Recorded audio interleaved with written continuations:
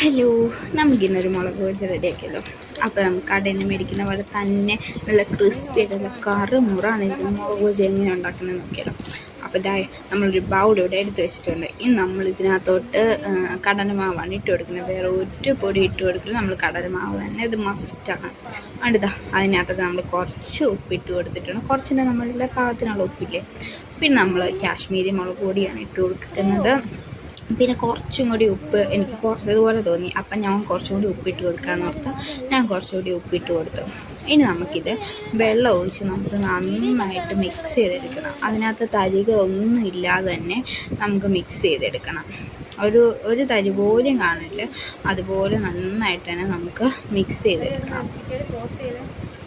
പിന്നെ നമുക്ക് വെള്ളം കൂടിപ്പോയില്ല കുറഞ്ഞു പോയില്ല, ഇതെല്ലാം ശ്രദ്ധിക്കുക. കറക്റ്റ് കൺസിസ്റ്റൻസി തന്നെ നമുക്ക് കിട്ടണം. പിന്നെ നമ്മൾ ഇതിനകത്തോട്ട് അരിപ്പൊടിയൊക്കെ ഇട്ട് കൊടുത്തു കഴിഞ്ഞാൽ ഒന്നും കൂടി അടിപൊളിയായിട്ട് നല്ല മൊരിഞ്ഞ് കിട്ടും. പക്ഷെ നമ്മളിവിടെ ഇട്ട് കൊടുക്കുന്നില്ല. കണ്ടില്ലേ, നമ്മളിത് നന്നായിട്ട് തന്നെ മിക്സ് ചെയ്ത് ഈ ഒരു കൺസിസ്റ്റൻസിയിലാകുമ്പോൾ ആണ് എടുക്കേണ്ടത്. കണ്ടില്ലേ, ഇതുപോലെ എടുക്കുമ്പോൾ ഇതുപോലെ ആണ്. പിന്നെ നമ്മൾ ഇതിന് മുളക് ബജിയുടെ ആ മുളകില്ലേ, അത് നമ്മൾ നടുക്കൂന്ന് ഇങ്ങനെ മുറിച്ചിട്ടാണ് എണ്ണയിലിട്ട് ഫ്രൈ ചെയ്യുന്നത്. അത് മറക്കരുത്. ആ ഒരു മുളക് നമ്മൾ നടുക്കൂന്ന് തന്നെ മുറിച്ചെടുക്കണം.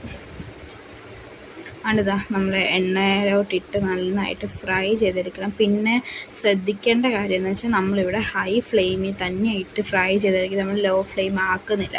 കാരണം വെച്ചാൽ ഫസ്റ്റ് ഞങ്ങൾ ഉണ്ടാക്കിയപ്പോൾ ലോ ഫ്ലെയിമിൽ ഇട്ടപ്പോഴത്തേക്കും അത് വിട്ട് വരാൻ ഇച്ചിരി പാടായിരുന്നു. അതുകൊണ്ട് നമ്മൾ ഹൈ ഫ്ലെയിമിൽ തന്നെ ഇട്ട് ഫ്രൈ ചെയ്തെടുക്കുകയാണ്.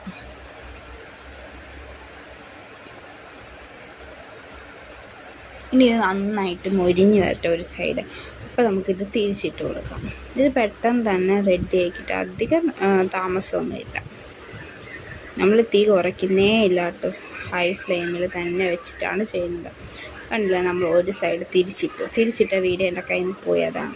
അപ്പോൾ എന്താ എല്ലാം നല്ല മൊരിഞ്ഞ് സെറ്റ് ചെയ്യുന്നുണ്ട്. ഇനി നമുക്ക് ഇത് പാത്രത്തിലോട്ട് മാറ്റാം. ഇതുപോലെ നമുക്ക് എല്ലാം തന്നെ ഫ്രൈ ചെയ്ത് നമുക്ക് എടുക്കണം.